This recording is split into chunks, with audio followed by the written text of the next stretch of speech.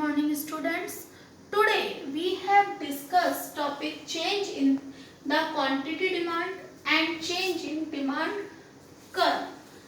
Quantity demand में किस तरीके से चेंज होता है और हमारे डिमांड कर्व में किस तरीके से चेंज होता है. Change in the quantity demand rate, expansion in demand and contraction in demand.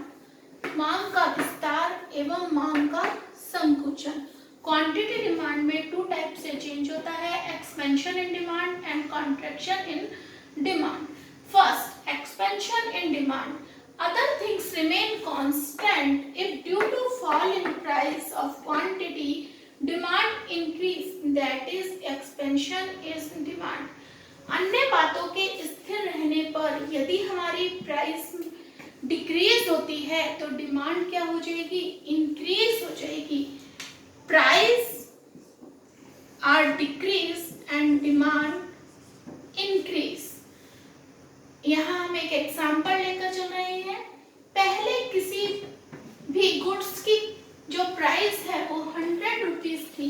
100 rupees होने पर उसकी डिमांड 250 kg होती है. लेकिन अगर प्राइस डिक्रीज होकर 50 रुपीज ही हो जाती है तो डिमांड बढ़कर क्या हो जाती है, 750 kg.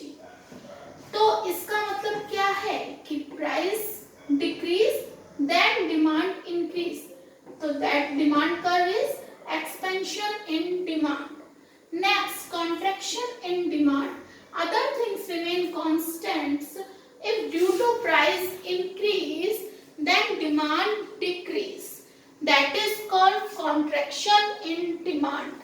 Means किसी भी commodity की यदि price increase हो जाती है, मानिए पहले प्राइस हमारी 50 रुपीज है और प्राइस इंक्रीज होकर 100 रुपीज हो जाती है, तो 50 रुपीज प्राइस होने पर हम उस गुड्स की 750 यूनिट्स परचेज करते हैं.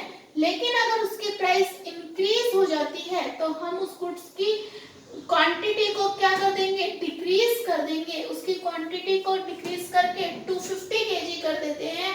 तो यहाँ क्या हो जाएगा, डिमांड हमारी डिक्रीज हो जाएगी. That is called contraction in demand.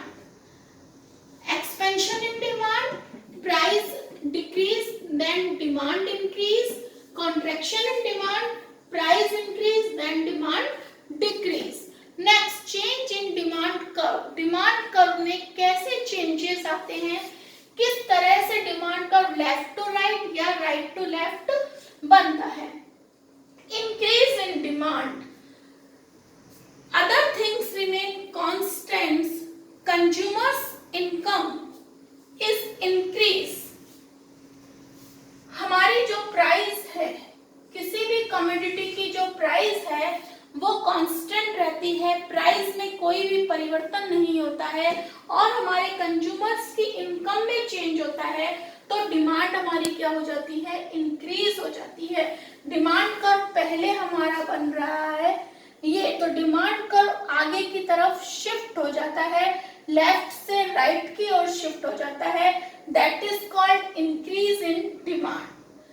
और अगर यदि कंज्यूमर्स की इनकम डिक्रीज हो जाती है तो हमारा जो डिमांड कर्व है वो राइट से लेफ्ट की ओर शिफ्ट हो जाता है. That is called decrease in demand. तो change in quantity demand and change in demand curve topic के बारे में हमने डिस्कस किया. ओके.